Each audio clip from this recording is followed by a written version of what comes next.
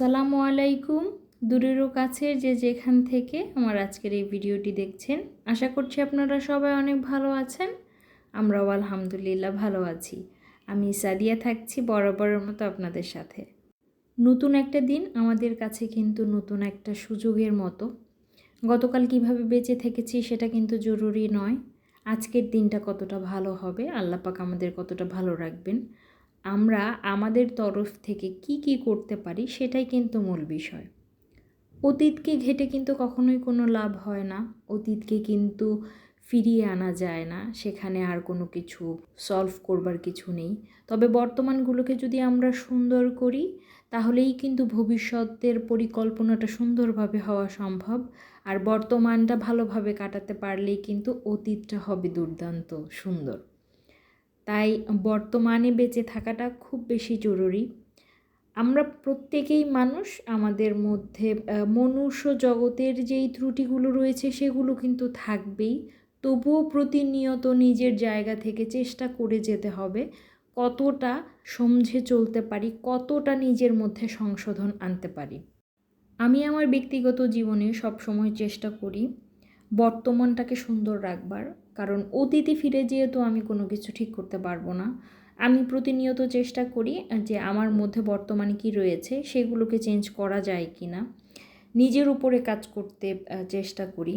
আমার মনে হয় আমরা প্রত্যেকে যদি অন্যের ভুল ত্রুটিগুলোকে বেশি করে উল্লেখ করার চাইতে, মানে খুব ফোকাস করার চাইতে নিজের ত্রুটিগুলো নিয়ে কাজ করি, আমার কি সমস্যা রয়েছে সেটার কি সমাধান সেইটাতে কাজ করি, আমার মনে হয় যে আমরা নিজেরা যেমন ভালো থাকবো, আমাদেরকে নিয়ে আমাদের চারপাশের মানুষরা ভালো থাকবে। অনেকের মধ্যে এই টেন্ডেন্সি রয়েছে যে তাদের ধারণা তাদের দ্বারা জীবনে কোনো ভুল হতে পারে না।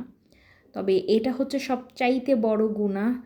আমার ধর্মীয় জ্ঞান যতটুকু বলে আর কি, কিংবা আমি যতটুকু জানি আর কি, যে নিজের কোনো দোষ থাকতে পারে না এটা মনে করাটা হচ্ছে সবচাইতে বড় গুনাহ। আমি মানুষ, আমি ভুলের ঊর্ধ্বে নই, প্রতিনিয়ত আমার ভুল হবে। তবে সেই ভুলগুলোকে আমি কতটা সংশোধন করবার চেষ্টা করছি, কিংবা আমার ভুলগুলোকে আমি কি কতটা ধরতে পারছি, সেটা নিয়ে কতটা কাজ করতে পারছি, সেটাই হচ্ছে মূল বিষয়।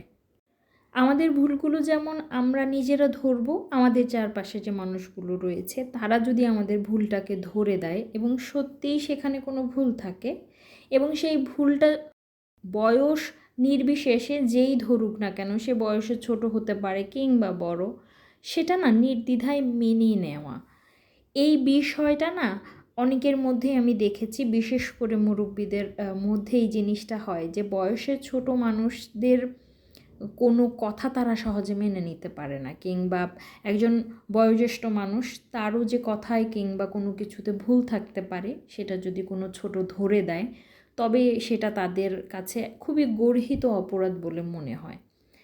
এটা না হওয়া উচিত না আমার মতে। যেমন আমার চাইতে যারা বয়সে ছোট, আমার ভাগ্নি রয়েছে, আমার ভাতিজি রয়েছে, ছোট বোন রয়েছে। আমার ভাতিজি ক্লাস 7-এ পড়ে, ভাগ্নি আর আমার ছোট বোন এবার ইন্টারমিডিয়েট পরীক্ষা দিচ্ছে। অনেক কিছুই আছে যেটা আমি জানি না, ওদের জেনারেশনটা তো আপডেটেড জেনারেশন, হয়তো বা আমি অনেক কিছু বুঝতে পারি না, জানি না। ওরা যখন আমাকে কোনো জিনিস শেখায় কিংবা আমাকে আমার ভুলটা ধরিয়ে দেয়, আমি না নির্দ্বিধায় ওদেরটা মেনে নেই। বয়সে বড় বলেই যে একটা মানুষ সবসময় ঠিক হবে, তার প্রতিটা কথা, তার প্রতিটা আচরণ, তার বুঝবার সক্ষমতা, তার দুনিয়া দেখার ধরন, সেগুলো সবই সঠিক হবে এমন কোনো সত্যি যৌক্তিকতা কি রয়েছে আমার কাছে না মনে হয় না। বয়সে ছোট হলেও তারা আমাদের থেকে ম্যাচিউর হতে পারে, আমাদের থেকে বেটার বুঝতে পারে, কিংবা আমাদের কোথাও ভুল হলে সে সেটা ধরিয়ে দিতে পারে। এইরকম মানসিকতা না যাদের রয়েছে, বিশেষ করে বয়সে বড় যারা, তারাই আমি দেখেছি সবার সাথে না ম্যাচ করে চলতে পারে। তাদেরই সব বয়সের মানুষের সাথে আন্ডারস্ট্যান্ডিংটা প্রচণ্ড ভালো হয়। তারা দিন শেষে না সবার কাছে একটা ভালো জায়গা পায় এবং খুব একটা কমফোর্ট জোন হয়ে উঠতে পারে। আমার সবসময় চেষ্টা থাকে এরকম একটা কমফোর্ট জোন আমি কারো হয়ে উঠবো। আমার বয়সে বড় হোক কিংবা ছোট হোক, যেই হোক না কেন, আমি সব জানতাম, আমি সব জানবো, আমার থেকে বেশি কেউ জানবে না, এরকম মনোভাব আমি মোটেও রাখতে চাই না। আমার ভুল যে ধরিয়ে দেবে, সত্যিই যদি আমার ভুল হয়ে থাকে সেটা আমি নির্দ্বিধায় মেনে নিতে রাজি আছি। হোক না সে আমার থেকে বয়সে ছোট, ওদের থেকেও তো কত কিছু শেখবার আছে, জানবার আছে, বুঝবার আছে। আমি এমনটাই আসলে মনে করি। ভিডিও জুড়ে এতগুলো কথা বলার একটা কারণ রয়েছে অবশ্য। ইদানিংকালে অনেক বেশি চারপাশ যদি আমরা দেখি নিজেদের বাস্তবিক জীবনে কিংবা অনলাইন বিভিন্ন প্ল্যাটফর্মগুলো, সোশ্যাল প্ল্যাটফর্মগুলো দেখি, এখনকার জেনারেশনের বাচ্চাদেরকে নিয়ে না অনেক বেশি কমপ্লেন অভিভাবকদের। আবার এখনকার বাচ্চাদের কমপ্লেন অভিভাবকদের নিয়ে। এই যে যে একটা আন্ডারস্ট্যান্ডিং হয় না, আমাদের মধ্যে একটা গ্যাপ রয়ে যায় পরিবারের মধ্যে। ওই ছোটদের কথা বড়রা যেমন বুঝতে পারে না, নিতে পারে না, বড়রা ছোটদেরকে বুঝতে পারে না। তার ফলশ্রুতিতে হয় কি, একটা বিশাল বড় সম্পর্কের মধ্যে গ্যাপ চলে আসে। হয়তোবা পরিবারের বাবা মায়েরা বুঝতেই পারছে না সন্তানরা কি চাচ্ছে, কিংবা সন্তানরা বুঝতে পারছে না বাবা মারা তাদের ভালো চাচ্ছে। মানে এটা একটা হযবরল অবস্থা হয়ে যায়। তো আমার কাছে যেটা মনে হয় যে খুব বেশি করে সন্তানদের সাথে পরিবারের যেই বিশেষ করে বাবা মা রয়েছে তাদের না সময় কাটানো উচিত, প্রচুর পরিমাণে সময় কাটানো উচিত। ওদের মেন্টালিটিটাও বোঝা উচিত।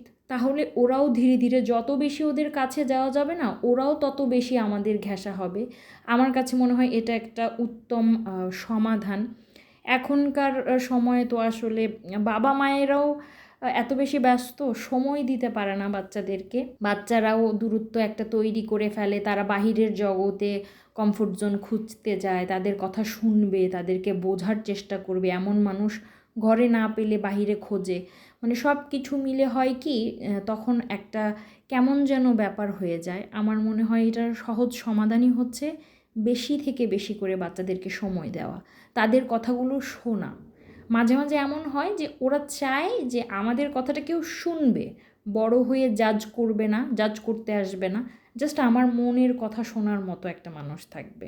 তো আমরা বড় হয়ে ওদের মনের কথাগুলো শুনতে চাই না বা শুনতে পছন্দ করি না, জাজমেন্টাল একটা কমেন্ট পাস করি বলেই না ওরা ওই কমফোর্ট জোনটা পায় না, আমাদেরকে ওই কমফোর্টনেসের মধ্যে ফেলে না, যে না একে তো কিছু বলা যাবে না, এ জাজ করবে, বকাঝকা করবে, এমন একটা বিষয় আর কি।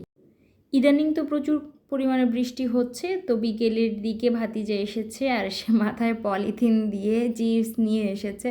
তো বলছিল যে ফুপি এখনই ভিডিও করে নাও তাড়াতাড়ি, আমি পলিথিন খুলে ফেলবো, বাহির থেকে এসেছি। আর সে কি গল্প যে সারা দিনই ভিজেছি ফুপি, প্রচুর ভিজেছি। তবে বৃষ্টি হোক কিংবা যাই হোক, আমাদের পার্সেল রিসিভ করা কিন্তু থেমে নেই, কিংবা পার্সেল দেয়াটাও থেমে নেই। ভাগ্নির যেহেতু পড়াশোনার এখন খুব বেশি চাপ যাচ্ছে, তার পরীক্ষা চলছে, তো টানা টেবিলে বসেও পড়তে পারছে না, ওর পিঠ ব্যথা হয়ে যাচ্ছে। কখনো তো আবার খাটে বসেও পড়তে হয়, যার কারণে এই পোর্টেবল টেবিলটা নিয়ে নিয়েছে। এখানে দেখা যায় যে ও কমফোর্টেবলি খাটে বসেও পড়তে পারবে। ও নিচে যদি রাখে বালিশের ওপরে খাতা বই, দেখা যায় যে ঘাড় ব্যথা হয়ে যায়। তো ভালোই হয়েছে জিনিসটা। আর এই দিকে তো খুবই ভাইরাল চলছে এই ডেজার্টটা মূলত। তো আমি আমার মতো করে বানিয়েছি, পুরাটা ফলো করিনি, তবে কিছুটা আইডিয়া নিয়েছি বলা যেতে পারে। মূলত এটা সম্ভবত ফিলিপাইনের একটা ডেজার্ট আর কি। আগার আগার দিয়ে আমি জেলি বানিয়েছি একটা, তো যেটা ট্রান্সপারেন্ট সেটা এমনিতেই, আর আরেকটা হচ্ছে রুয়াফজা দিয়ে বানিয়েছি, সাথে আমি আম স্লাইস করে দিয়েছি। আর আমি দেখলাম যে আমার যেই লিকুইড দুধটাতে আমি সাগুদানা দিয়ে বানিয়েছি সেটা একটু পাতলা হয়েছে, যার কারণে ঘন করার জন্য আমি একটা আম চিপে নিয়েছি। তো এই বক্সটা দিয়ে দিব ভাইয়াদের বাসায়, আর বাকিটা আমরা খাবো। ভাগ্নি রয়েছে বাসায়, তবে সে তো ভীষণ ব্যস্ত, তাকে এখনই দিয়ে দিব। আর ওদিকে ভাতিজি, তারও পরীক্ষা চলছে, যার দরুন সে আসতে পারেনি, তো বক্সে করে একেবারে দিয়ে দিচ্ছি বাসায়, ওরা সবাই একসাথে খাবে। আর আমাদের জন্য আমি সব কিছু একসাথে মিশিয়ে নিচ্ছি আর কি। তো দিয়ে এসেছি ভাইয়াদের বাসায়, এখন আমি আর আমার হাজব্যান্ড খাবো। তবে ভাইরাল এই রেসিপিটা আপনারা কারা কারা ট্রাই করেছেন কমেন্ট করে কিন্তু আমাকে জানাবেন। আমাদের কাছে তো ভীষণ ভালো লেগেছে, বেশ রিফ্রেশিং লেগেছে আমার কাছে। তো চিন্তা আছে যে আমের সিজন থাকতে থাকতে আমি আরও কয়েকবার বানাবো আর কি। আজকের এই ভিডিওটি এই পর্যন্তই। সবাই অনেক ভালো থাকবেন। আজকের মতো আসছি। আল্লাহ হাফেজ।